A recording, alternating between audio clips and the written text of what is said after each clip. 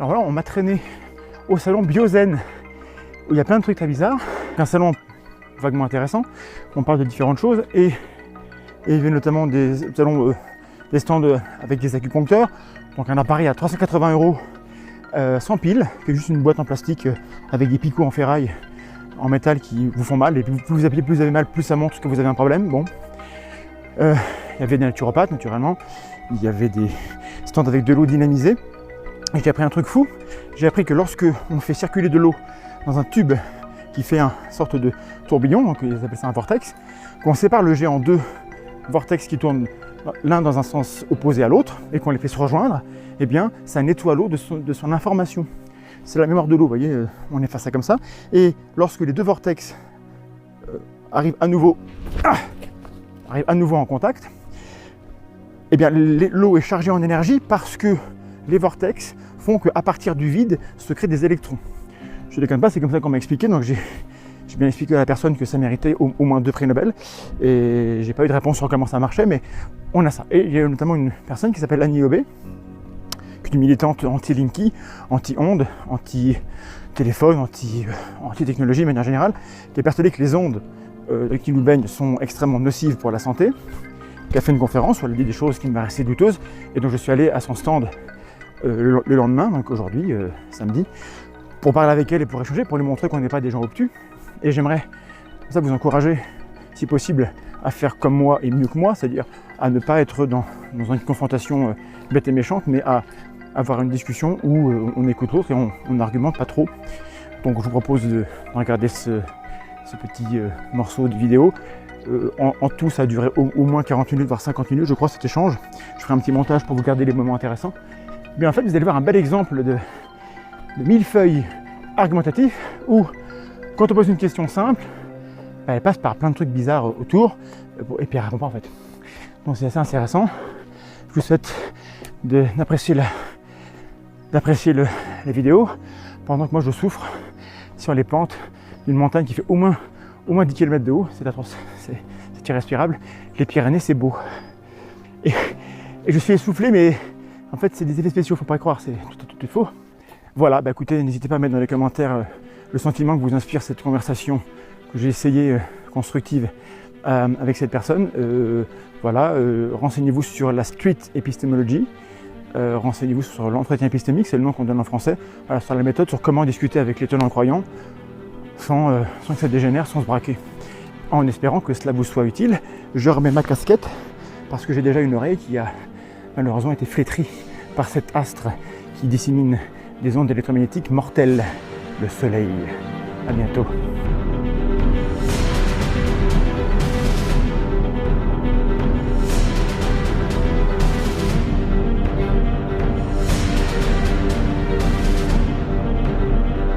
Téléphone sans fil, oui, de la maison. Téléphone de maison sans fil. Portatif, portable maison. Voilà.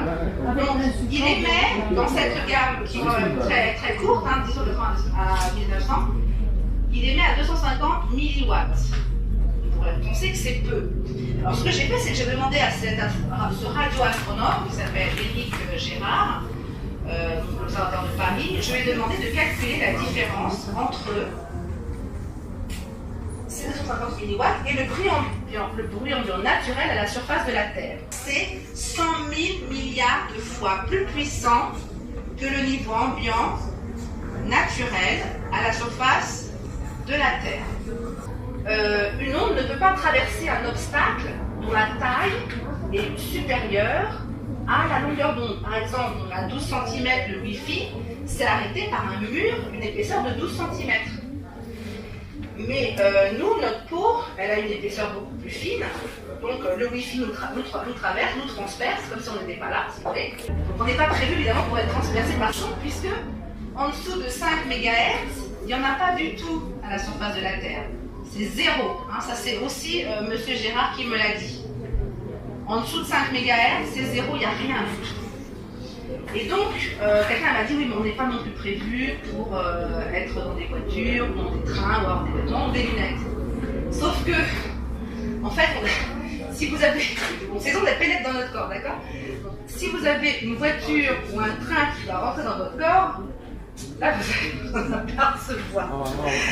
Si vous avez un vêtement qu'on utilise pour vous stranguler ou pour vous faire un garrot, vous allez vous apercevoir. Si votre frange de lunettes, au lieu de la mettre là, vous la mettez dans l'œil, vous allez vous apercevoir. Donc, la seule raison pour laquelle on peut penser que c'est la même chose avec une voiture d'être transpercée par ces ondes, c'est qu'on ne perçoit pas ces ondes. Et si on ne les perçoit pas, c'est qu'elles ne nous précédaient pas. C'est l'heure de finir? Ah, dépassé, d'accord. Ah, ben je ne peux pas regarder. Voilà, donc on va s'arrêter là. Vous voulez faire quoi? Je sais pas, c'est. Oui, c'est possible? Ah, ben bien sûr. Ça, c'est pas le Ghostmètre.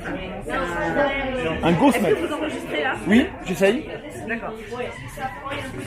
Vous enregistrez quoi exactement? Bah, ça filme et j'ai du son, mais le son va être pas terrible, mais voilà. Donc vous filmez ça? Oui. Ok. Donc je m'appelle Annie Lobé, je suis journaliste scientifique. Et donc j'ai acheté en 2004, je crois, un Ghostmètre à Ed Lipper, qui est le scientifique américain qui a publié avec Nancy Wertheimer la première étude qui montrait un lien entre les leucémies infantiles et les sous-stations, vous appelez en anglais, c'est-à-dire les postes de transformation électrique. Comment ils ont procédé? Nancy Wertheimer, je l'ai eu au téléphone, ainsi que Ed Lipper, donc c'était des gens très intelligents, n'est-ce pas? C'est eux qui ont inventé l'étude cas témoin. Donc c'est un Ghostmètre qui mesure en milligauss, donc le champ magnétique de fréquence de 50 Hz. Malheureusement, il a été endommagé dans un transport, mais il y a une des fonctions qui subsiste, c'est la détection, en fait, il rend audible tous les champs magnétiques de basse fréquence entre 40 et 10 000 Hz. Ici, on voit qu'on n'entend pratiquement rien. Ça veut dire qu'il y a un niveau pratiquement zéro. Et la différence, par différence, vous posez le téléphone portable là. Et vous voyez donc le champ magnétique émis par, vous entendez, le champ magnétique émis par ce téléphone qui est donc en fait. Désolé. Bon, d'accord. Bon. Alors ensuite, On laisse? on va faire l'expérience. Vous allez passer un appel. Elle fait Là.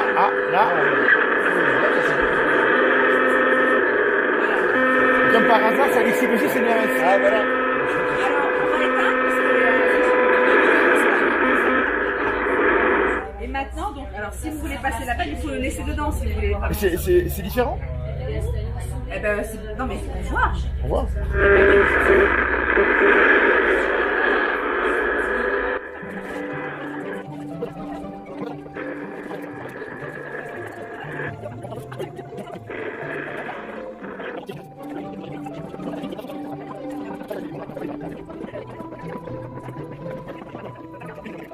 Alors, l'instrument, c'est le HF32D de GHz Solutions qui a un spectre compris entre 800 et 2500 MHz. C'est les micro-ondes, vous êtes d'accord? Oui. La téléphonie. Bon, on est 2005, hein, la téléphonie. 2004, 2005. Voilà, ça dépend si c'est la 4G ou la 3G, mais bon, en tout cas, c'est bien compris là-dedans, ainsi que le Wi-Fi, d'ailleurs, qui est à 2450.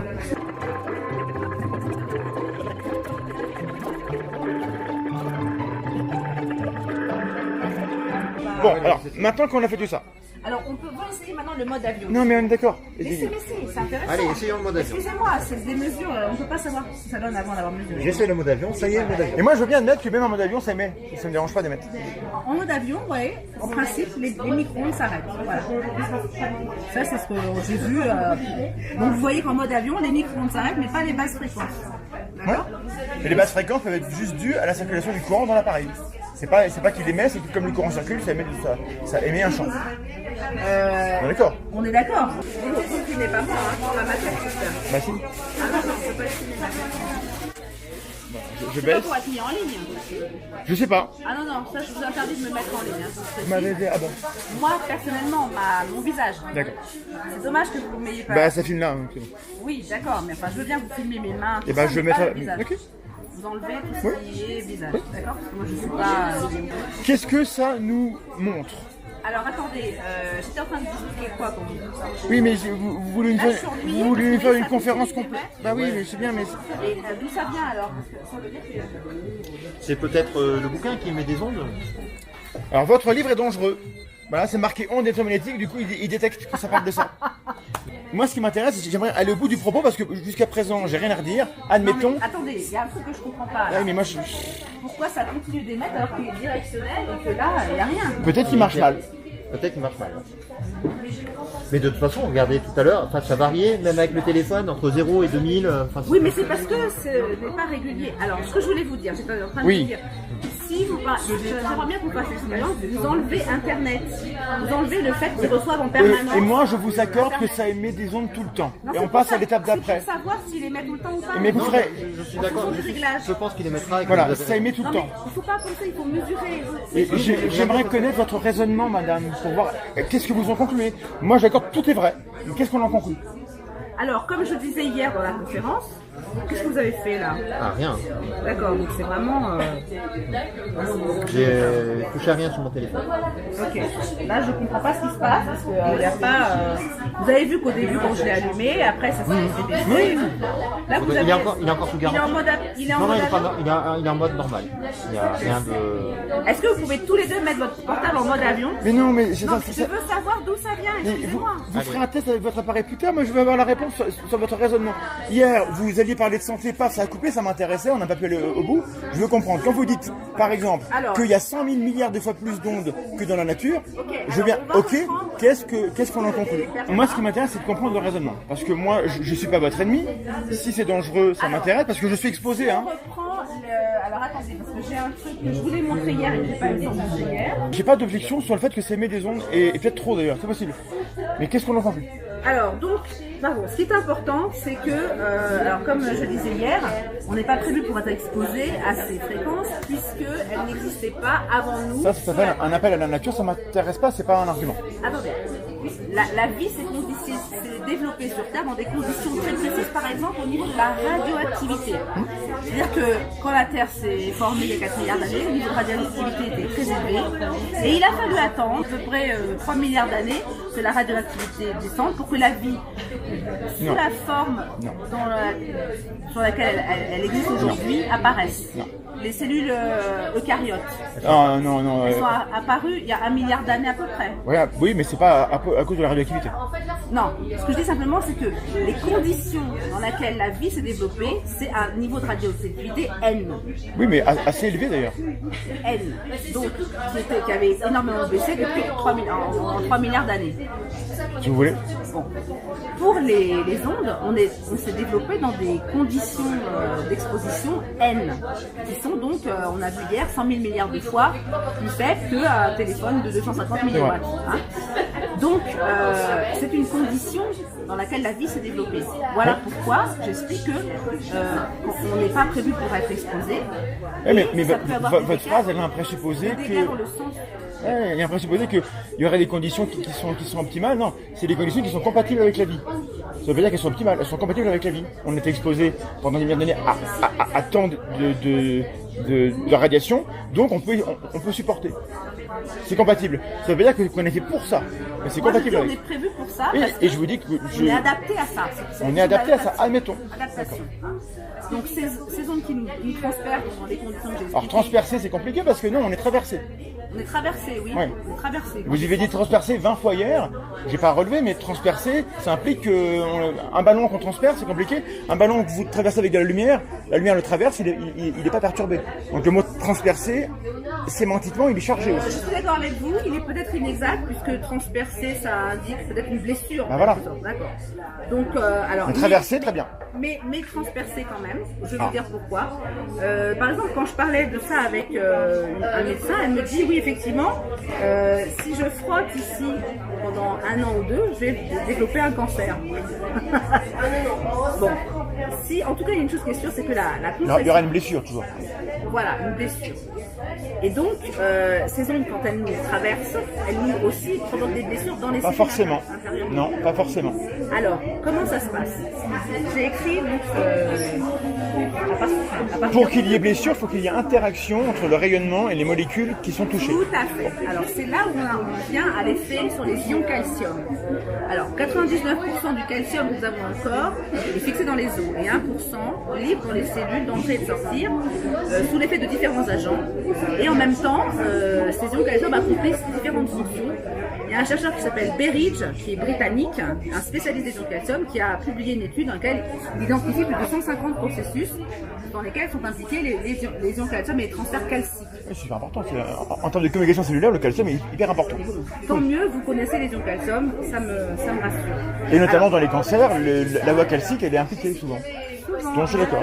Et alors donc ce qui se passe, c'est que de même que la compression cellulaire provoque un efflux d'ions calcium, une sortie des ions calcium, D'accord.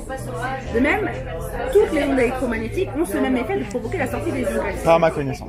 Alors ça a été documenté par Rossaday, Carl Blackman, et donc il y a des études nombreuses, publiées principalement dans une revue qui s'appelle Bioélectromagnétique.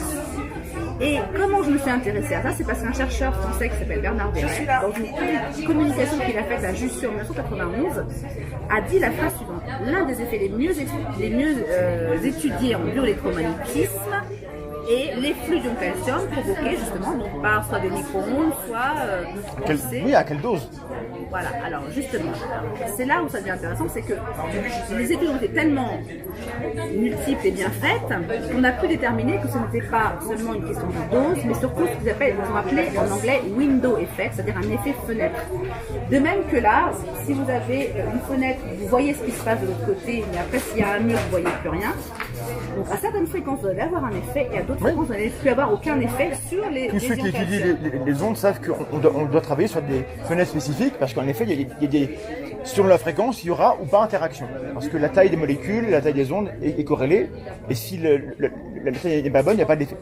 Le modèle qu'ils ont utilisé, c'est Awake Cat Cerebral Cortex et Rat Cerebral, non, embryo, embryos. Donc ça veut dire donc, le cortex cérébral de chat éveillé et d'embryon de poulet. Brain tissue in vitro, ça il en a fait beaucoup, mais il m'a dit qu'il avait utilisé 60 000 œufs pour ses études. D'accord. Mais il y a aussi eu des études sur le vivant. Alors, Rossaday m'a expliqué, quand je lui ai téléphoné, qu'en fait l'origine de ces études, c'est que c'est de la recherche aérospatiale. Comme ils devaient envoyer des organismes vivants dans l'espace, ils ont voulu voir quel effet avait la fréquence de 400 Hz qu'ils savaient qu'il allait avoir dans les instruments de bord. Et alors je ne sais pas pourquoi ils sont arrivés aux ions calcium, parce que je me souviens plus ce qu'il m'a dit, ou peut-être que j'avais pas assez de connaissances pour comprendre, mais si vous voulez, un des effets, par exemple, des ions calcium, c'est de participer à la production d'acétylcholine, le neurotransmetteur de la mémorisation, de l'attention, de l'intelligence, entre guillemets, et du mouvement. Il y a une des études qui était faite, par exemple, sur les portables, qui montrait, en exposition de courte durée, une augmentation de la vitesse de réaction sous exposition. Donc, on peut supposer qu'il y a eu plus d'acétylcholine qui a été sécrétée, parce que réaction plus rapide. Je ne sais pas si c'est ça. On ne peut pas le dire, mais on peut supposer. C'est une hypothèse que je fais. Enfin, je ne sais pas comment ils sont arrivés aux ions calcium. Si vous voulez. J'ai vu une étude qui montrait, par exemple, sur un seul ion calcium, l'effet d'un seul ion calcium suffit pour faire battre le cœur d'une grenouille. Donc les ions calcium, c'est très très sensible. Hein. Ça a un impact important, mais est-ce que c'est sensible à des fréquences de faible intensité? C'est pas sûr. Tout à fait. Alors, ce qui se passe, c'est que les études, en fait, sont claires. Si vous exposez à des ondes de forte intensité, une durée brève suffit pour provoquer un échauffement. Oui. D'ailleurs, j'ai vu les premières études complètement horribles qui ont été faites. On a mis des chiens vivants dans des fours à micro-ondes jusqu'à ce que mort s'en suive pour étudier. Et on a vu qu'il y avait des créations de points chauds avec des endroits qui étaient complètement carbonisés, d'autres qui étaient intacts. Je suppose qu'ils étaient anesthésiés, j'espère. Je ne sais pas. C'est déjà grave, bon bref. Bon, c'était avant les années 70, il n'y avait pas... Donc ça, c'est la première chose. Après, il y a d'autres études qui ont été faites qui ont montré des effets athermiques, qu'on a appelés spécifiques. Ce sont ces effets qui sont contestés par les CNIRP notamment, mais payés par les industriels, payés par ceux qui veulent aussi utiliser ces ondes comme des armes, donc Air Force par exemple, il y a pas mal d'études mensongères là-dessus, avec, bon, je ne pas les noms. Ouais, mais parce que moi du coup j'ai étudié l'effet des ondes de ces fréquences-là sur les levures, sur les cellules. Alors j'arrive à la littérature, et justement on traquait les effets non thermiques. C'est des cellules... Les levures, c'est des cellules eucaryotes aussi. Oui. Donc il y a de long calcium. D'accord, ok. Et on n'a rien pu montrer. Et dans la littérature, il y a. À quelle fréquence alors 2400. 2,4 gigas, c'est la fréquence des téléphones. Et c'est qui est-ce qui a publié ça? Ça n'a pas été publié. J'ai fait le travail et dans l'équipe, ça s'est mal passé. Donc, voilà. Mais... c'est vous qui avez fait le travail. Et donc on n'a rien Vous vu. travaillez pour qui à ce moment-là? C'était l'université de Clermont-Ferrand et d'Angers. Alors à Clermont-Ferrand, ils ont montré un effet sur les tomates. Je sais un peu C'est comment. c'est Angers, c'était mon chef. Il a montré un effet sur les tomates. Il a montré des effets sur les Il a tomates. publié ça. C'est vrai, c'est vrai. Est-ce que c'est reproductible? Ah bah j'en sais rien. Bah, J'ai pas essayé. on a du mal. Je sais pas si c'est Donc un truc important, c'est que quand un papier sort une fois et qu'on a un résultat, c'est un fort indice que quelque chose se passe. Si personne n'arrive à le reproduire, c'est sans doute que c'était pas fiable. Et bah ces études-là, quand on les Le compte, poids a été reproduit? bah, pas tellement en fait. Ah bah ouais, alors comment on peut le savoir si c'est pas reproductible? Alors, c'était essayé, on n'a pas reproduit les mêmes résultats. Ah, donc ça a été reproduit avec des résultats Alors, différents. Quand on dit reproduit, c'est qu'on a réussi à reproduire.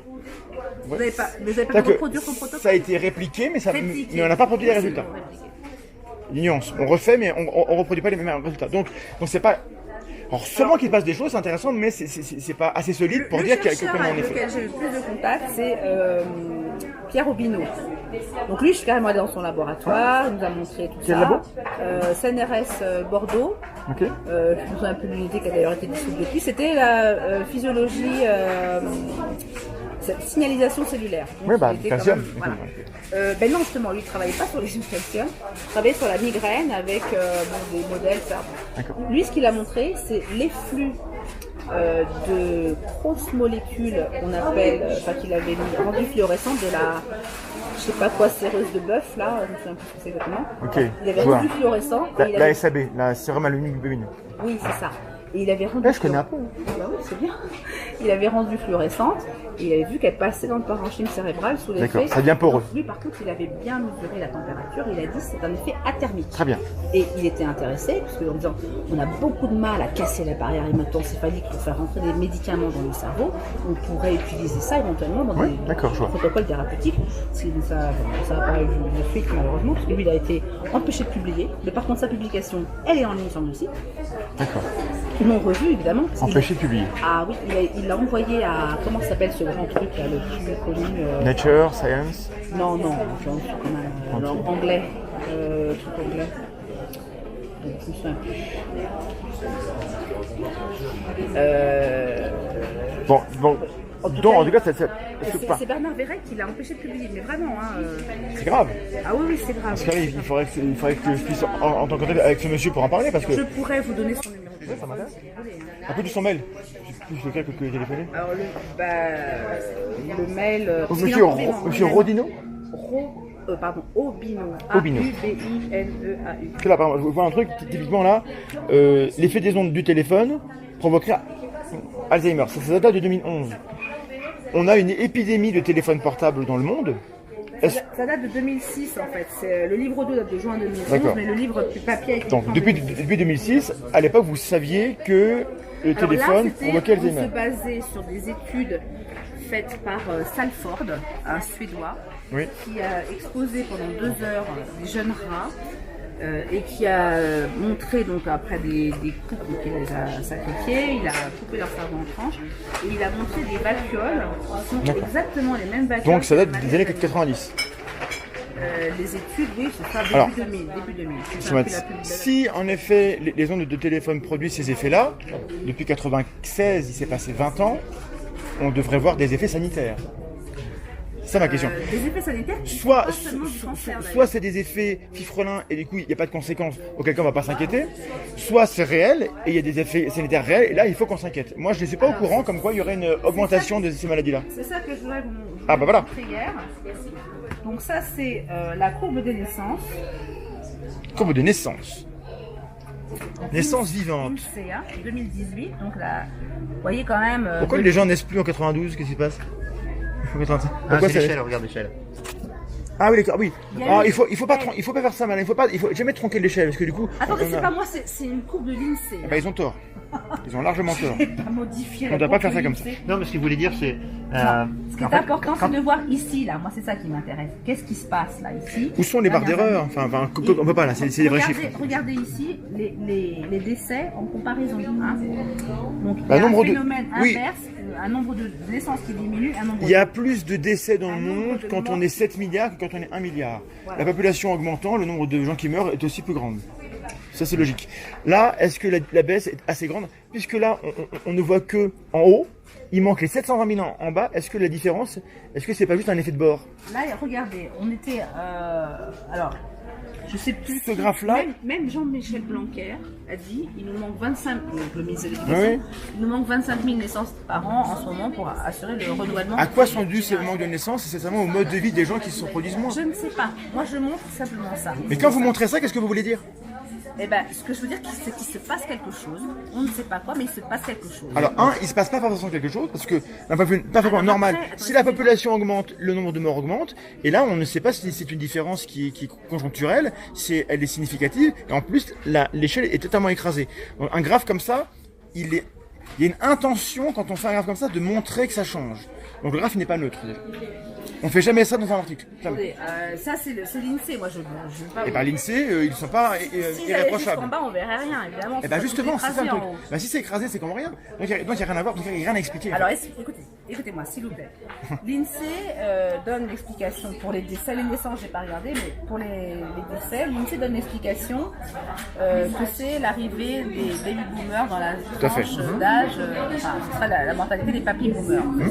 Baby boomers devenus papy boomers. Sauf que Pierre Robineau, justement, il est un baby boomer, il est né en 46 et il a aujourd'hui 73 ans. Il est encore en vie, donc ça réfute tout. Attendez. Non, il m'a dit je suis encore en vie quand je l'ai appelé dernièrement. Ah oui, c'est la preuve. Il était tout Non, content d'être mon encore en père, vie. il est encore plus vieux, il est né en 1943, il est encore en vie aussi. Voilà. Alors, ce qui se passe, c'est que l'espérance de vie des hommes actuellement est de 79 ans. Donc les baby boomers, ça dure à peu près 10 ans, le baby boom. Donc on a des gens qui ont entre 63 et 73 ans, grosso modo. Donc si c'était cette génération-là, qui est effectivement plus nombreuse, qui décédait, ça voudrait dire en tout cas que les baby boomers ont une espérance de vie moindre que la génération qui les a juste précédés. Puisque cette génération qui les a précédés, elle va jusqu'à 79 ans, en moyenne. Les gens qui sont morts là, c'est des gens qui ont connu la guerre. Ils sont morts avant. Ceux qui meurent là, c'est des gens qui sont nés après la guerre, qui sont morts jeunes. Donc ils sont plus nombreux, arrivés plus vieux, et ils meurent plus à l'âge où ils sont censés mourir. Oui, mais l'âge où ils sont censés mourir est supérieur à l'âge où ils meurent, du coup. Si c'est eux qui expliquent ce pic. Parce qu'ils sont censés mourir à partir de 79 Oui, mais ils sont ans. plus nombreux. Mais ils sont donc censés ils mourir meurent à plus. 79 Oui, ans. mais ils sont plus nombreux. C'est une moyenne en plus. Bon, écoutez, moi, ce qu'il faudrait là-dessus... Moi, ce c'est graphe-là, effectivement si vous vous basez là-dessus, vous comprenez pas les chiffres en fait. Moi, je suis en train de dire qu'il se passe quelque chose. Et moi, je vous dis Après- que le graphe ne montre pas qu'il passe quelque chose. Ah bah si. Il pourrait se passer rien et Regardez, par qu'on ait exemple, ça. là, on voit la canicule de 2003. Ça, c'est la canicule de 2003. D'accord. Et Donc, du coup, il y a plus de gens qui sont morts cette année-là et moins l'année d'avant, l'année d'après, d'après, pardon. parce qu'ils étaient déjà morts. Puisqu'ils étaient déjà morts. vous Oui. voyez. Donc ça, c'est l'effet canicule de 2003. Très bien. Donc là, il y a une explication.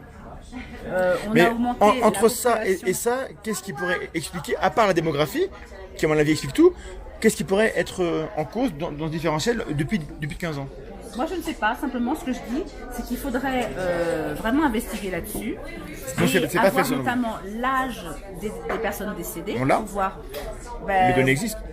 Alors, si vous le trouvez, vous me le donnez. Bah, l'INSEE calcule l'espérance de vie en connaissant l'âge des gens qui sont morts. Hein. Moi, ça m'intéresserait d'avoir pour chaque point là la répartition effectivement des âges, parce qu'en fait, ce qui se passe parallèlement, et ça, je l'ai vu dans des documents du Haut Conseil de la santé publique, un truc qui a disparu depuis, mais à l'époque, quand j'avais regardé ça, j'avais regardé ça dans les années 2000, justement, entre 2003, 2004, 2005. Il y avait en France une surmortalité, ça s'appelle ça la surmortalité prématurée, c'est-à-dire qu'on mourrait plus en France avant 65 ans que dans tous les autres pays européens. Alors je ne sais plus si c'est l'Europe des combien, mais bon, à l'exception du Portugal. c'était à cette époque-là les chiffres étaient donnés. Par exemple, alors je me souviens plus exactement, mais je l'ai écrit dans le livre La fée électricité en conclusion, on aurait à moins de 65 ans autant de personnes que la population de la ville d'Orléans chaque année, et donc c'était atypique par rapport aux autres pays européens, et surtout c'était entre guillemets nouveau, puisqu'en 1985, la situation était inverse. C'est-à-dire qu'il y avait... Et ça, vous l'attribueriez par exemple aux ondes électromagnétiques? Alors, il y a... Bon, ce qui se passe actuellement, en tout cas, c'est que les gens ils dorment beaucoup moins qu'avant, moins longtemps qu'avant. D'accord. Et comme vous le savez certainement, quand on dort... L'exposition aux écrans fait qu'on dort moins bien. Quand on dort, le sommeil est induit naturellement par la mélatonine, qui elle est par contre détruite par les écrans. Je filme juste la...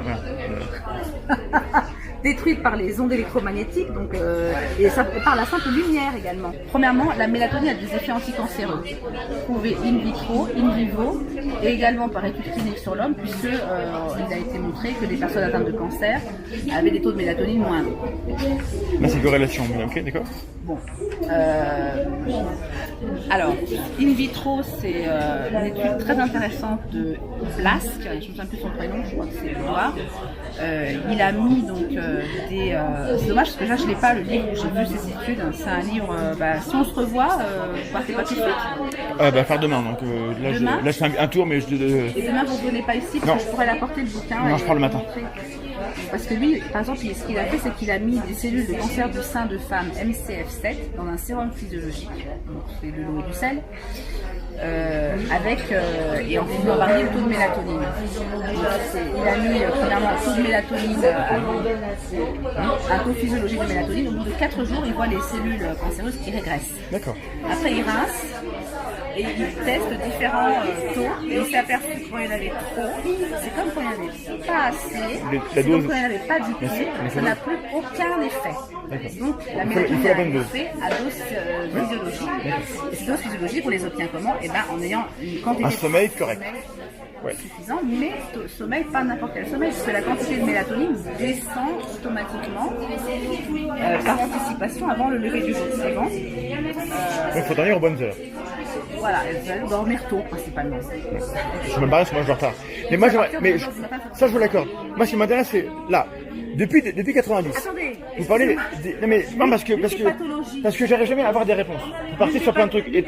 Attendez, non, mais c'est pas ça s'appelle du millefeuille argumentatif et ça m'intéresse moyennement. Non, j'aimerais la réponse elle est complexe parce que le problème est complexe. Donc, la réponse. C'est un tableau complet. On est d'accord pour dire que depuis 20 ans il n'y a pas d'augmentation d'Alzheimer.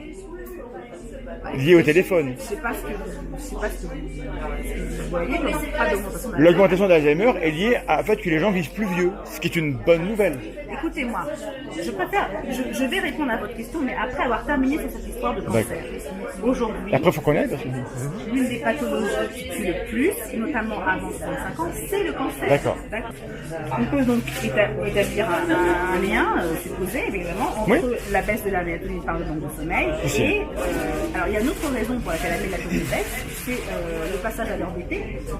C'est-à-dire qu'on perd 1 heure de mélatonine chaque jour depuis entre le mois d'avril et le mois d'octobre. Parce qu'en fait, à la même heure, il est 1 heure plus tard, enfin plus tard en vrai, et donc vous allez on met quelques jours pour s'en remettre. Donc, chaque jour, la quantité de mélatonine... Non, parce que les gens finissent par se coucher à la même heure qu'avant. Donc le décalage... Vous vous couchez à l'heure de votre montre. Si vous couchez à 10h, à 10h, en fait, il est 11h. Vous couchez tous les jours à 10h. Si vous couchez toujours à 10h, d'accord. À 10h, il est 11h. Mais quand vous êtes chez vous et que vous fermez vos volets, vous êtes dans le noir, à un moment donné, vous retrouvez un cycle circadien. Oui, mais la mélatonine, elle commence à diminuer automatiquement. Par anticipation avant de lever le jour à la même heure. Elle se recale sur les cycles.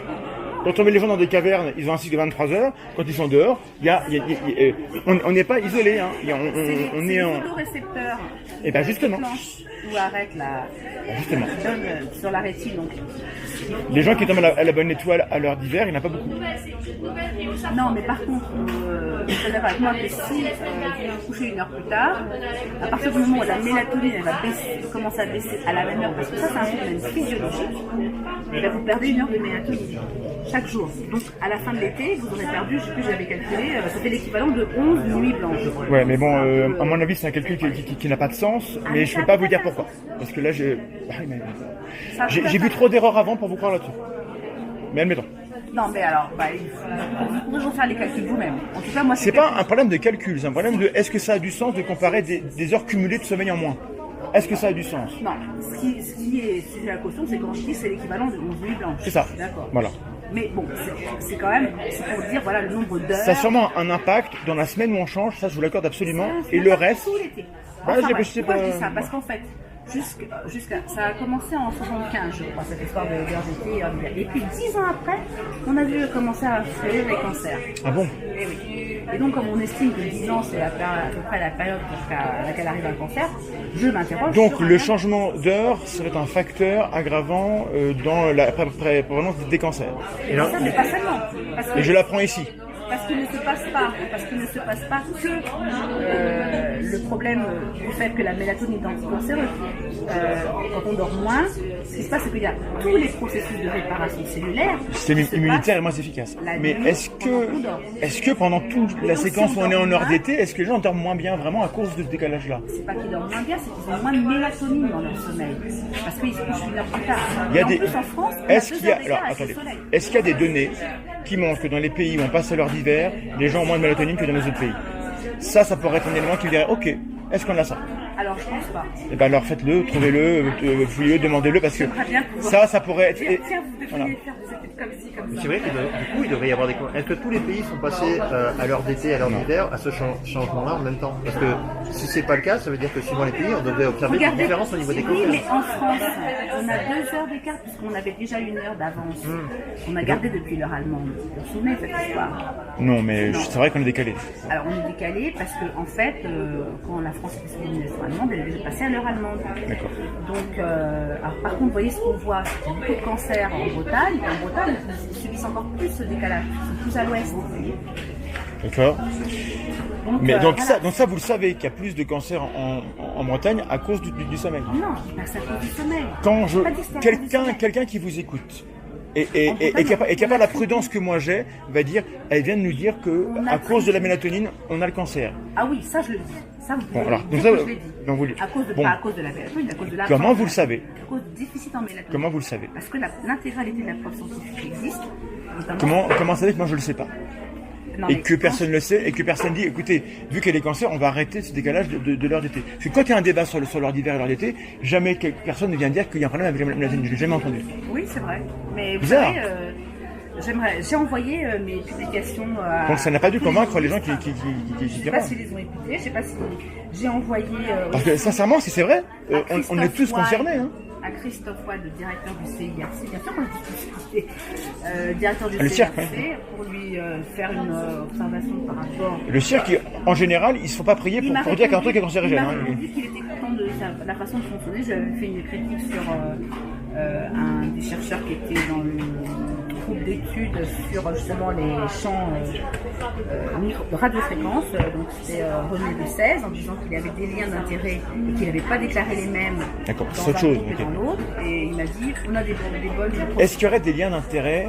Est-ce qu'on peut soupçonner qu'il y ait des gens qui soient corrompus pour nous forcer à passer à l'heure d'hiver? Et autant il y a des trucs que je peux comprendre. Passer à l'heure d'hiver ou passer à l'heure d'été? Je sais pas, j'ai du mal avec les deux concepts. C'est lequel qui pose problème? C'est l'heure d'été? L'intérêt... Le décalage négatif, c'est en été? Oui, bien sûr. Okay. L'intérêt Qui aurait intérêt? L'intérêt que le gouvernement, la raison pour laquelle ils ont passé à l'heure d'été, Économie d'énergie. c'était pour éviter, je crois, la pollution du soir, parce que les voitures étaient... C'était pas surtout ce que les gens allument leur lumière le matin ou pas, en fait. C'est tout ça. Et l'économie revient à la consommation d'une ville comme Orléans. C'est marrant, on revient à cette échelle-là. En fait, c'est Orléans qui est un peu le centre. C'est ça, mais j'ai fait ma thèse là-bas, hein. Comme par hasard. C'est fou, hein. Mais j'ai bien compris ce que vous voulez dire. Et si c'est vrai, c'est grave, c'est important. Et je vois pas de gens qui pourtant devraient être convaincus, ils le sont pas. Mais je reviens à ça. Depuis 20 ans quand même, les jeunes et les portables Alzheimer à 35 ans, les jeunes de l'époque, ils ont plus que de 35 ans maintenant. C'est là où ça Où devient sont les très maladies? intéressant. Ah bon, bah il est temps alors. Et c'est là où on a des observations faites par... Alors je vous invite à aller voir parce que j'ai trouvé ça, donc ça fait récemment, après même avoir écrit le livre J'aide les enfants à décrocher les écrans. Parce qu'en fait ils publiaient des tribunes dans Le Monde, mais il n'y avait pas les auteurs donc, qui étaient visibles, donc j'ai pas pu les contacter, sauf quand j'ai vraiment. Donc, allez voir les avis et alertes des professionnels de la santé de l'enfant. C'est pas Alzheimer qu'on voit chez les enfants d'aujourd'hui, mais ça y ressemble, c'est-à-dire qu'ils n'arrivent plus à... Bon, je vous donne un exemple qu'elle donne, donc c'est le docteur Annelise Ducanda dans... Moi je m'intéresse... Ah, du Canada, ok. Je m'intéresse aux enfants d'il y a 20 ans, Attendez, mais laissez-moi vous expliquer. Vous me dites, qui maintenant ont plus que 35 ans. je vais y arriver, d'accord? Excusez-moi D'accord. de prendre un peu des... Ah oui, mais ça prend beaucoup de temps. circonvolutions. Les enfants d'aujourd'hui qui sont exposés aux tablettes n'arrivent plus à apprendre à parler. Elle explique, par exemple, à comprendre les questions simples comme... Est-ce que Madame Ducanda fait autorité et a publié des travaux? Parce qu'elle écrit des bouquins, elle fait des conférences. Madame Ducanda, je ne l'ai pas vue convaincre beaucoup de monde. S'il vous plaît. Et ben déjà, elle a convaincu au moins 3000 professionnels qui font le même métier qu'elle de signer une charte qu'elle a proposée avec son collectif. Donc c'est déjà les gens qui sont sur le terrain contactent les enfants, ils voient tous la même chose, c'est-à-dire entre 2 et 4 enfants par classe qui n'arrivent plus à... qui relèvent de la MDPH, c'est-à-dire qui ont besoin d'une AVS. Relève de la MDPH, c'est-à-dire qu'ils sont handicapés, Oui, hein, on est d'accord. Et donc l'explication qu'elle donne, enfin pas l'explication, mais l'illustration qu'elle donne, parce que ça permet de bien comprendre. C'est un enfant de 4 ans à qui elle demande, elle montre un dessin de petit garçon avec les pieds nus, avec une paire de chaussures à côté. Elle demande à l'enfant de lui dire à qui sont les chaussures. Et l'enfant de 4 ans répond bleu. Pourquoi? Parce qu'il a appris les couleurs avec la tablette, mais il n'a pas eu assez d'interaction avec ses parents pour comprendre les questions qu'on lui pose. J'ai vu hier le livre TV Lobotomie, qui est très bien. En effet, la télé ou les tablettes ne remplacent pas une interaction avec les adultes. Ça, je suis totalement d'accord. Quel rapport avec les ondes? Il y a TV, alors le rapport, il y a TV Lobotomie, Oui, effectivement. il ne dit pas un mot sur les ondes. Hein. Il dit c'est dangereux de ne pas interagir avec les enfants. Il a totalement raison, je le rejoins. Il dit même pas ça, il dit... Il dit ça rend con et on perd du vocabulaire. Toutes les études, Oui, j'ai lu. à chaque fois il a vu des effets. Alors, Est-ce qu'il parle des ondes? pas du tout. On est d'accord. Et d'ailleurs, quand je l'étais vu, il m'a dit les ondes, c'est pas mon sujet. Voilà, il a bien raison. Mais c'est le mien, excusez-moi. Oui, Et mais alors, lui, il est convaincant. Quand les écrans deviennent neurotoxiques, donc elle, c'est Sabine Duflo qui fait partie aussi Je connais pas ça. du collectif D'accord. d'Annelise Ducanda, hein, avec des médecins. Donc elle est psychologue clinicienne. Et donc, elles ont fait les mêmes observations. Et donc, ces observations, c'est qu'il y a entre 2 et 4 enfants par classe qui sont complètement incapables d'intégrer l'école, puisqu'ils ne peuvent pas comprendre et exécuter une consigne simple telle que mets ton manteau, enlève tes chaussures, et donc ils ne peuvent pas suivre une classe. À quoi on impute ça? Alors justement, eux, ils ont fait l'expérience à force. Si vous voulez, en psychologie, vous recevez les parents, et donc ce qu'elles font, c'est qu'elles demandent aux parents, racontez-moi la journée. Ouais. Et donc elles se sont aperçues que beaucoup de ces enfants-là étaient sur écran du matin D'accord. au soir. Alors je fais une parenthèse quand même. Attendez, excusez-moi. Vraiment, moi je suis d'accord avec vous, les écrans sont dangereux. Attendez. Les ondes, Excusez-moi. vous nous parlez des ondes et là vous mélangez les deux registres, c'est pas possible. Je suis d'accord avec vous, les téléphones émettent des ondes. Ok, je suis d'accord avec vous, les tablettes sont dangereuses pour les enfants parce que les enfants doivent interagir. D'accord. Les ondes sur les enfants. J'y arrive, s'il vous plaît. Allons-y. C'est par l'effet sur l'acétylcholine, justement. Hein, donc, ce qu'ils ont fait, ces psychologues, ces médecins, c'est de conseiller aux parents de remplacer les écrans par les interactions. C'est-à-dire que vous-même, vous avez quand vous étiez petit et moi aussi, parce qu'on n'avait pas d'écran. C'est vrai. Et qu'est-ce J'ai qu'ils passé voient beaucoup de temps dans la télé quand même. Qu'est-ce qu'ils voient? Ça explique peut-être beaucoup de choses. Je suis un peu con. Hein, Ça veut devenir geek, surtout. ça se voit? Bon. Et donc, quand les enfants arrêtent de nous être tout le temps sur l'écran, qu'est-ce qui se passe? Eh bien, leur développement reprend de façon parfois spectaculaire. Oui. Et en tout cas, c'est rapide, et d'autant plus rapide qu'ils sont jeunes. Quoi.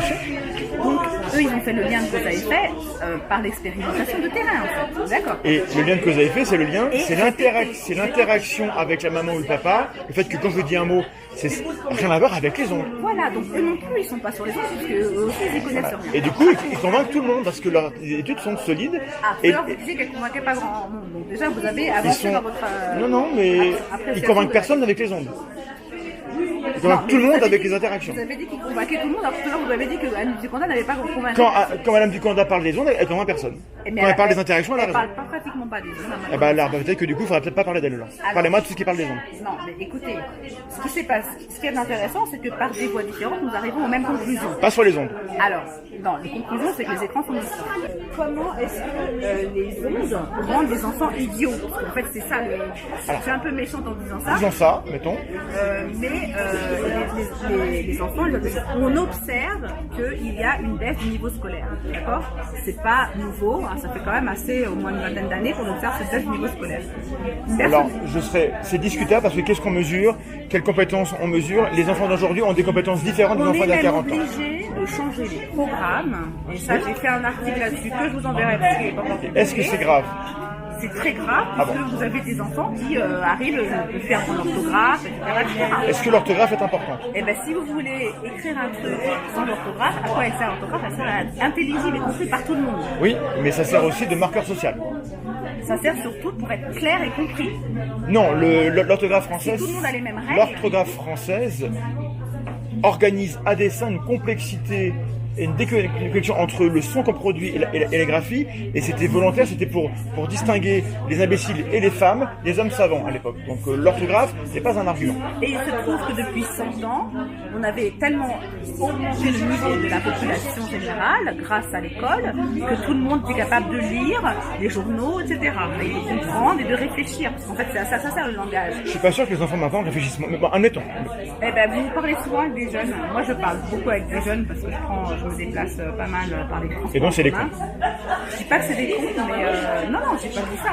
Mais quand vous arrivez à en trouver un qui a quelque chose d'intéressant à dire, c'est quand même rare. Et si vous écoutez c'est vrai pour les adultes. Regardez autour de vous. Pas là, mais partout. Hein. Moi qui dis des trucs intéressants, on en cherche. Hein. Alors, en tout cas, parlons du niveau scolaire, parce que je veux pas donner. Je ne suis pas d'accord pour dire que le niveau scolaire est un élément pertinent pour mesurer l'effet des ondes. Je suis désolé.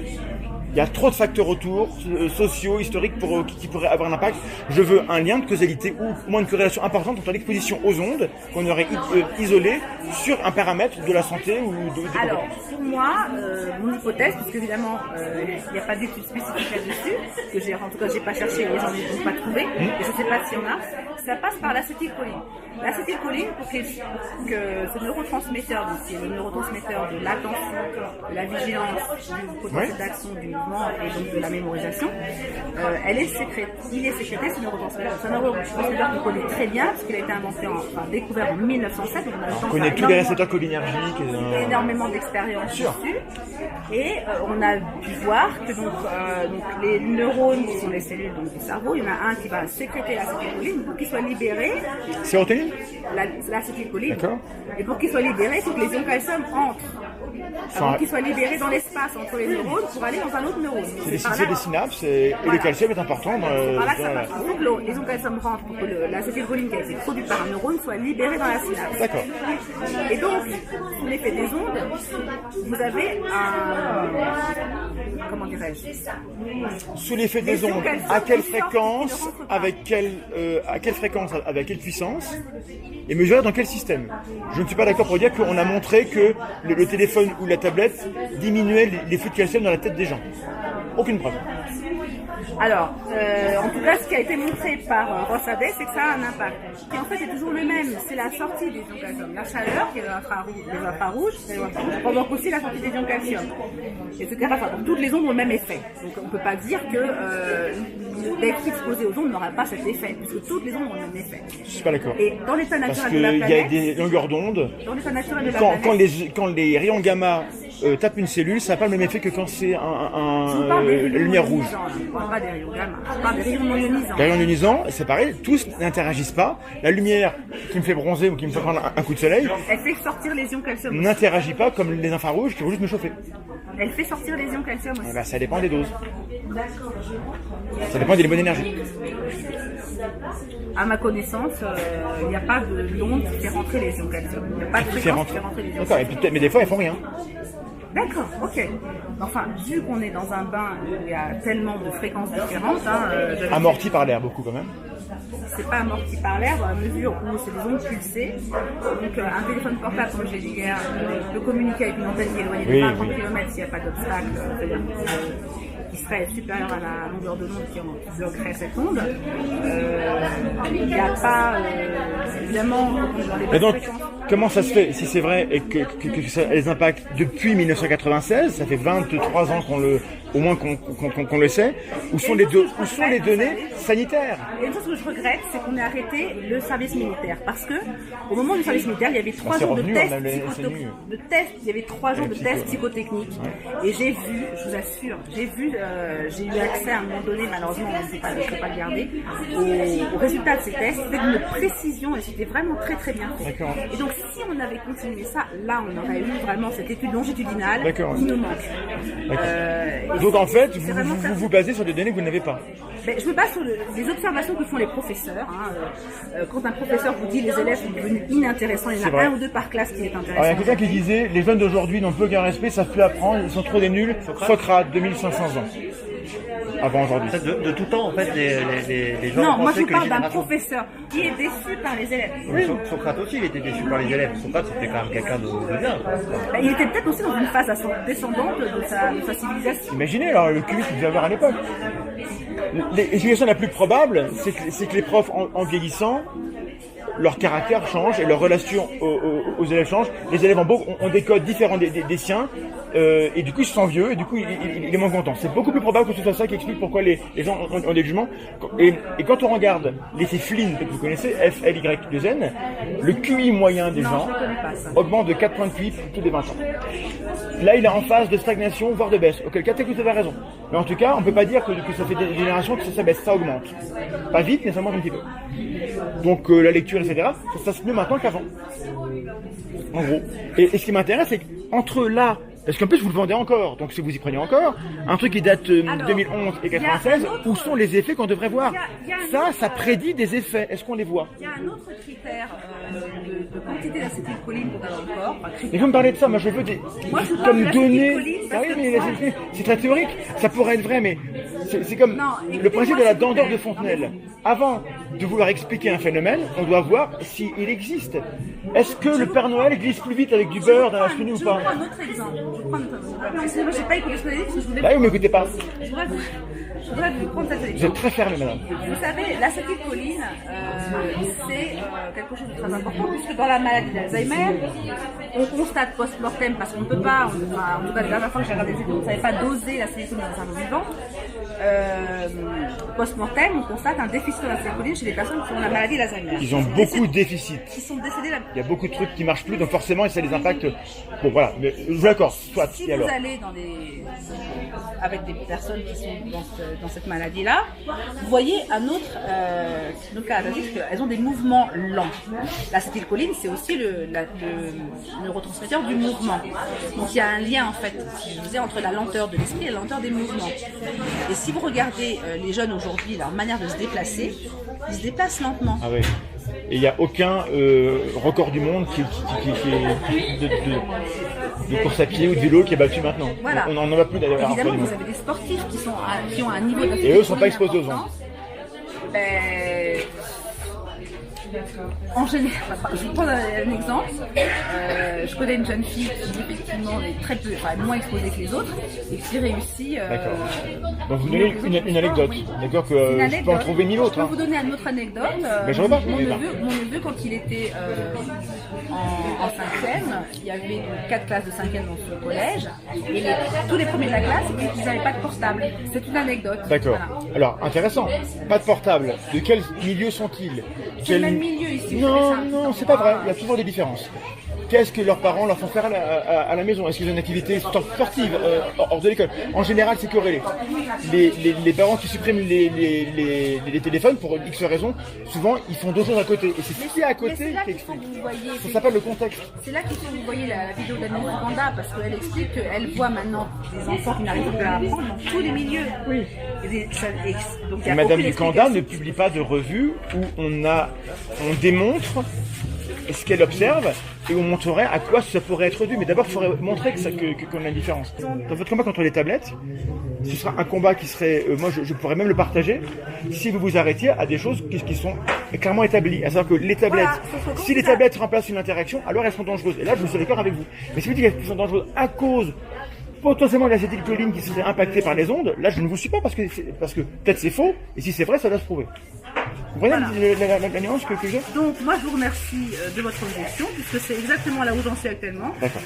Puisque là je vous ai énoncé un fait, maintenant je vais aller chercher les études pour l'établir, dans la mesure où, mais c'est vrai que j'ai pas énormément de temps en ce moment pour faire justement ces investigations, malheureusement, sinon ça serait déjà fait. Voilà. Donc, et vous comprenez que moi je suis pas là pour vous dire que vous êtes nuls et que c'est pas vrai, que c'est faux. Mais si c'est vrai, c'est tellement important qu'il faut des travaux solides. Et les chercheurs sont des gens qui sont exposés aux ondes aussi, leurs familles sont exposées aux ondes. Il n'y a personne qui a intérêt à cacher un danger qui existerait. Il y en a quelques-uns, mais en gros, il y a trop de chercheurs pour que ça puisse être caché en fait. Mais vous savez, sur les ondes, beaucoup de gens en fait disent oui, je sais. Mais combien ont vu les émissions réelles? Qu'est-ce que ça montre? Ça montre qu'il se passe quelque chose qu'on ne voit pas. C'est vrai, à partir de ce moment-là, on peut imaginer, on est exposé nuit et jour, et oui. Le phénomène, on a parlé de la sortie des ions calcium, mais il faut, dans l'état naturel de la planète, toute sortie d'ions calcium est suivie par une entrée d'ions calcium. Laissez-moi parler, s'il vous plaît. Là, je vois que vous avez déjà... Parce que vous revenez toujours à ça, et ça n'est pas prouvé. Je n'ai pas fini. Ils ont tout à fait prouvé. Ça n'est pas prouvé dans l'organisme, parce que la plupart des ondes sont la preuve. Quand le soleil me fait bronzer, il ne fait pas bronzer ma langue, hein.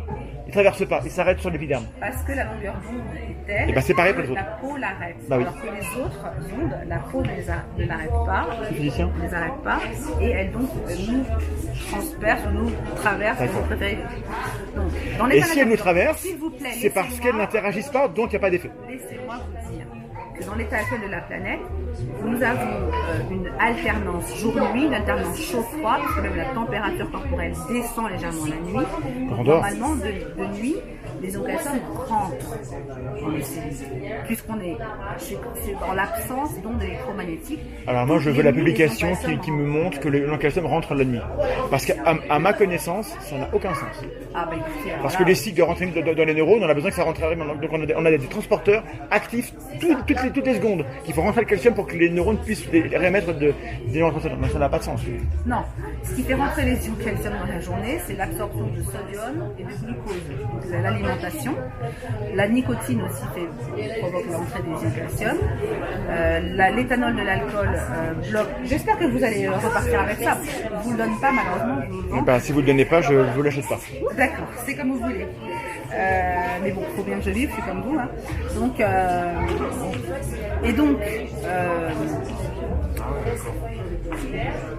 toute sortie d'ion calcium doit être compensée et au moment de la mort, tous les ions calcium sortent des cellules. Voilà. Donc c'est pour ça que quand on est exposé à des ondes qui provoquent la sortie permanente d'ion calcium, qu'est-ce que c'est censé vouloir? D'accord. Ah non, c'est ça, d'accord. Donc dès que les ions calcium sortent, on s'approche de la mort. Donc il faut arrêter les neurotransmetteurs. Dès que vous transmettez un signal nerveux, les calciums rentrent. Il faut avoir un cycle qui permet de Donnez-moi la référence qui me dit que la nuit, les ions calcium rentrent dans les cellules. Comment dirais-je? Par exemple, alors, si je vous le dis, c'est je l'ai lu. Alors, je ne sais plus laquelle c'est, par contre. Mais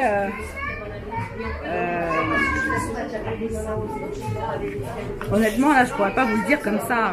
Je crois qu'il y a plus de 300 références. Une suffira, hein. Ben oui, non mais attendez.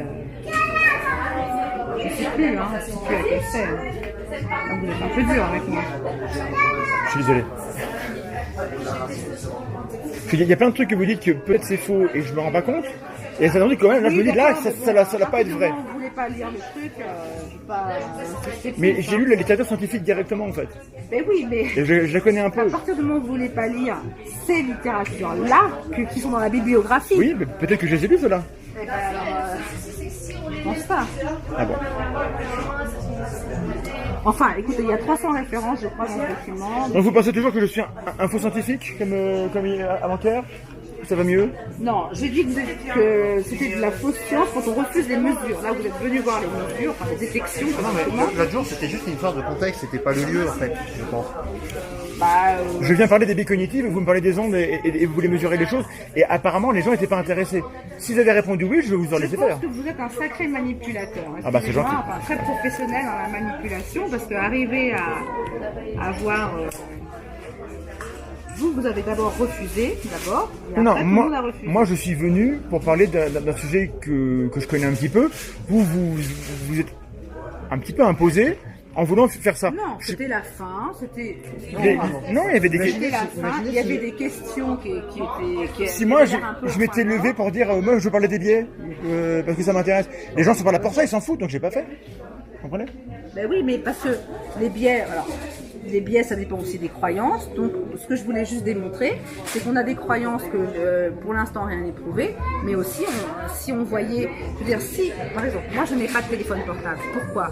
Parce que je suis équipée de cet instrument depuis donc au moins 14 ans, 15 ans. Et si tout le monde avait vu au même temps que moi ce que j'ai vu, il y aurait peut-être plus de gens qui n'auraient pas de portable, vous voyez, parce que Et il y aurait peut-être pas moins de cancer. Ah ben alors ça, alors si vous lisez bien les études de Michel Desmurget, Oui. Il y en a une. C'est vrai qu'il y a un impact sur la santé, mais c'est un impact social encore. Elle n'est pas dans ses bouquins, celle-là, puisqu'elle est parue après. C'est une étude que je cite aussi. Le fait de regarder la télévision diminue l'espérance de vie de 21 minutes. D'accord. Chaque heure passée devant la télévision diminue l'espérance de vie. C'est un peu fort, mais admettons. Et quelle est. D'accord, mais c'est une étude. J'aimerais bien qu'il y ait un consensus dessus. Que c'est un impact négatif, je l'accorde. La quantification me paraît douteuse. Mais surtout, quelle est la chaîne causale? Et donc, moi, c'est ça. Est-ce que selon vous, c'est des gens qui vous disent on meurt, on vit moins longtemps à cause de la télé, à cause des ondes de la télé, ou est-ce que c'est à cause du fait que on n'est plus casanier, on bouge pas, on fait moins de sport et on a moins d'interaction sociale? Selon vous. Ce qui va réduire la vie, c'est d'avoir trop de sorties d'ion calcium par rapport aux entrées. Quand vous êtes monocausal, c'est que le calcium qui est en cause. À mon avis, c'est un petit peu... non, mais pourquoi je dis ça? Parce que de toute façon... Le monde est plus compliqué que ça, vous savez. Quand vous bougez, aussi, vous avez l'acétylcholine qui est sécrétée, etc. Puisque vous parlez que de calcium, il faut qu'il y ait un bouquin sur le calcium et vous devriez avoir la réponse à ma question sur le cycle jour-nuit. Si vous parlez que de ça, vous n'avez pas la réponse sur le cycle jour-nuit, ça me paraît bizarre. Qu'est-ce que j'ai pas comme réponse? Vous dites la nuit, le calcium rentre dans les cellules. Oui. Vous ne parlez que du calcium à longueur de temps et vous n'avez pas la réponse ou la publication qui me montre que c'est vrai. La seule publication qui dit ça... Il y en a qu'une en plus? Non, mais je veux dire... Non, ok. Ça manque quand même, parce que vous parlez que de ça. À chaque fois, ça revient tout au calcium. Donc il faut des faits de béton là-dessus. Ça revient au calcium parce que si on comprend bien les mécanismes sur les ions calcium, on peut expliquer énormément de choses. Si vous comprenez bien, donnez-moi la référence qui me dit que la nuit, ça rentre dans la cellule. D'accord. C'est basique. Je vous la dirai, je vais la rechercher, je vais vous la donner. Ok. Parce que moi, j'ai des doutes. Si ça existe, c'est intéressant. Ça prouve rien, mais au moins ça démontre. Bon, on va vous laisser. D'accord. Très bien.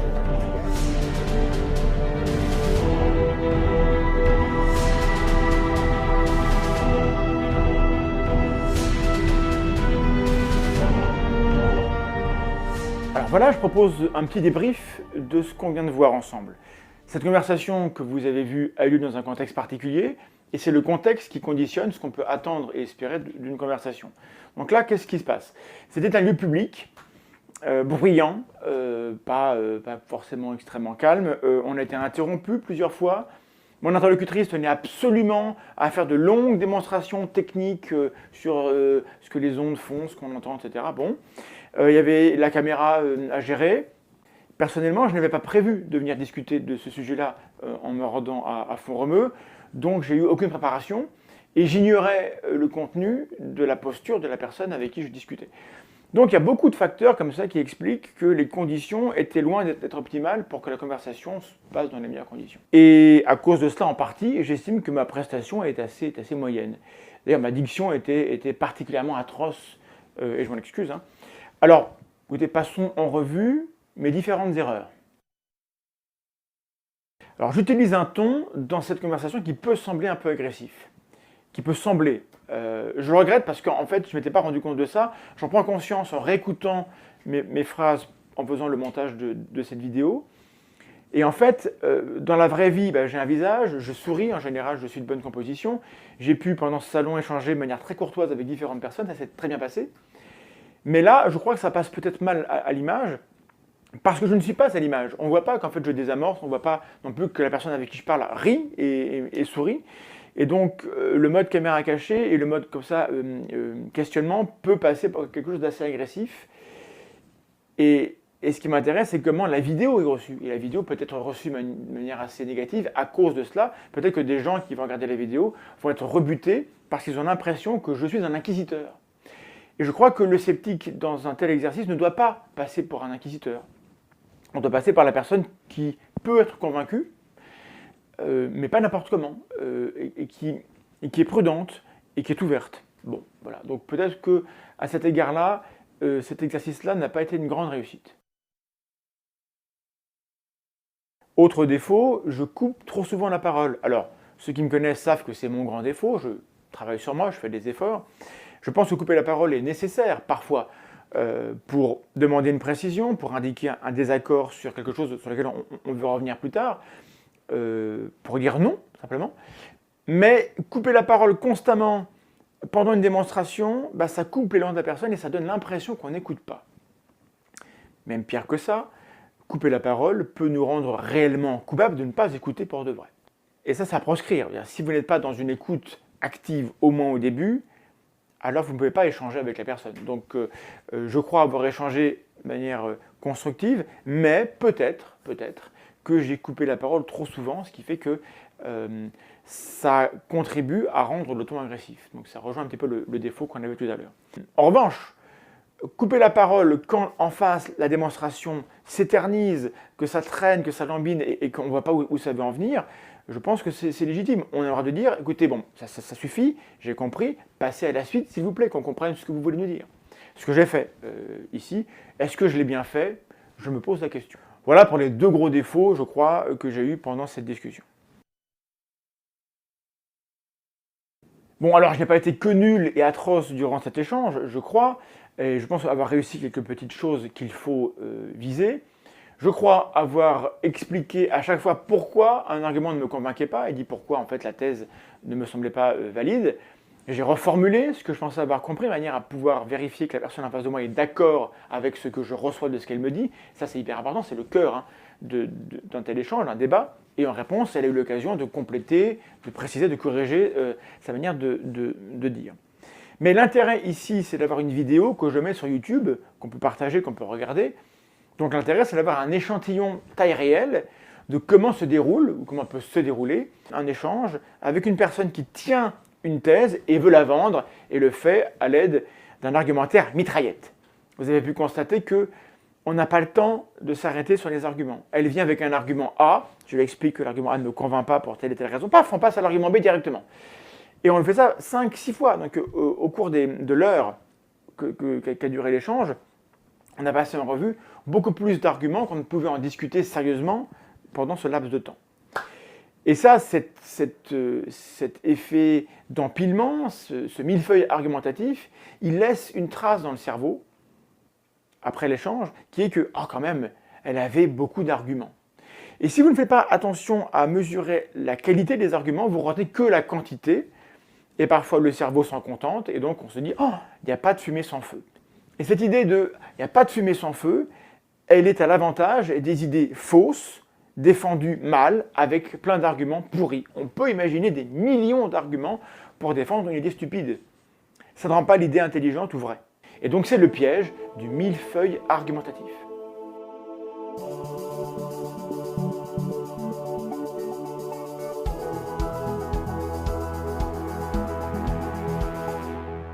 Consciemment ou inconsciemment, Annie Lebé échafaude donc un millefeuille argumentatif qui peut piéger tous ceux qui ne feront pas l'effort de se demander quelle est la valeur individuelle de chaque argument. Et ça marche, c'est très efficace. Quand on veut débattre sérieusement d'un sujet, dans le but de se rapprocher de la vérité, on n'évacue pas un argument, on l'évalue. Et donc je pose la question, que vaut l'argument du déficit de mélatonine qui serait dû au passage à l'heure d'été? Ça vaut quoi? Que vaut l'argument de l'effet putatif de ce déficit hypothétique sur la prévalence des cancers? Parce qu'on nous dit que ça peut provoquer ça, mais on se base sur quoi? Où sont les faits? Est-il possible que le calcium regagne l'intérieur des cellules durant la nuit? Ce serait vraiment étonnant. Les enfants d'aujourd'hui sont-ils réellement plus lents que ceux d'avant? Plus stupides en fait. Que signifient les courbes de naissance et de mort qu'on récupère dans un graphe de l'INSEE? Qu'est-ce qu'on croit pouvoir en dire? Mais surtout, qu'est-ce que l'INSEE en dit? Si les graphes montraient une anomalie, l'INSEE l'aurait dit, ce sont ces graphes. Ça serait quand même énorme que l'INSEE montre un graphe où il y a une anomalie et se taise, ne dise rien. Bon, que dit l'INSEE? On ne sait pas. Comment Annie Lobé sait-elle que les ondes électromagnétiques détruisent la mélatonine? Bon. N'avoir aucune réponse à ces questions, après plus d'1 heure de discussion, indique qu'il y a un problème. Je n'ai pas été informé par cette dame. Au mieux, j'ai été influencé. Nous n'avons pas éclairci ces points parce qu'Annie Lobé, je crois, ne nous laisse pas le temps d'examiner les arguments, les preuves, les faits, les éléments matériels dont on dispose. Elle est trop attachée à cultiver le soupçon. Elle est tellement sûre d'avoir raison que je crois qu'elle veut brûler les étapes et donc elle ne fait pas une démonstration propre et par conséquent, elle n'est pas crédible et elle n'est pas crue. Et elle va avoir comme réaction de penser que les gens ne veulent pas la croire parce qu'ils sont motivés par ceci ou cela. C'est assez pénible. Lorsqu'on dispose comme ça d'arguments solides et qu'on tient une thèse qui est vraie, alors on doit être en mesure de déployer une démonstration qui est convaincante. Je n'ai pas la science infuse, je n'ai pas le fin mot de l'histoire, la vérité absolue sur l'effet des ondes sur les vivants, mais ce que je sais, c'est que la méthode utilisée ici, pour me convaincre, n'est pas une méthode honnête, où on se base sur des connaissances pour établir des relations entre des faits et démontrer une thèse. Ici, on a une succession d'hypothèses, de scénarios, qui s'appuient sur des appels à l'ignorance, sur des interprétations, sur des extrapolations. Et je souligne que la personne qui fait tout ça accuse ses contradicteurs d'être des faux scientifiques, et moi je serais un manipulateur. C'est pas très bon esprit, c'est pas très charitable, c'est pas super engageant. C'est pas gentil.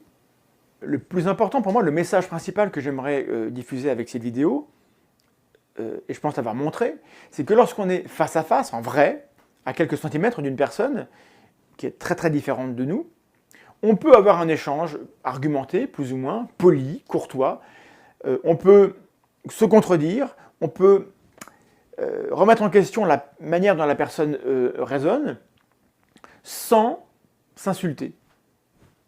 Dans cet échange, qui a duré pas mal de temps, il n'y a pas eu de sarcasme, et il y a eu quasiment, sauf à la fin, quasiment aucune accusation. Un échange où il n'y a ni sarcasme ni accusation n'est pas un échange perdu. Quand on est derrière son clavier confortablement chez soi, on s'autorise parfois à balancer sarcasme et accusation, et je suggère que c'est ça le problème. C'est pas tellement le fait que la personne en face de nous, elle croit un truc bizarre, elle a quand même bien le droit de le faire. Le problème, c'est que on peut rien espérer obtenir si tout ce qu'on a à lui balancer, c'est sarcasme et accusation. Ça marche dans les deux sens, hein, okay, les sceptiques et les croyants. Si votre seule contribution à la conversation est de balancer une blague, une moquerie, vous moquer de la tête des gens, insulter, balancer un gif rigolo, etc., globalement, vous perdez notre temps et le vôtre. Et on a mieux à faire que ça, en fait. Donc, je vous conjure, ne perdez pas votre temps à commenter cette vidéo si c'est pour être mesquin. Parce qu'en plus, on vous lira à peine. Aux autres, je dis merci pour votre temps, votre attention, pour votre soutien, pour les efforts que vous déployez pour aider les uns et les autres et vous-même à mieux comprendre le sujet dont il est question. Je remercie ceux qui vont participer en apportant des sources, en expliquant des choses, plutôt qu'en jugeant, parce que ce sera plus utile pour tout le monde. Voilà, j'ai terminé. Alors, en commentaire, dites-moi si vous appréciez ce type de format avec des conversations difficiles, si vous avez envie qu'on recommence, et si vous avez des suggestions de personnes ou de lieux où on pourrait aller faire ce type d'entretien. Ou sinon, on arrête. Parce qu'après tout, on peut aussi faire autre chose. Les possibilités sont infinies. Abonne-toi, à bientôt.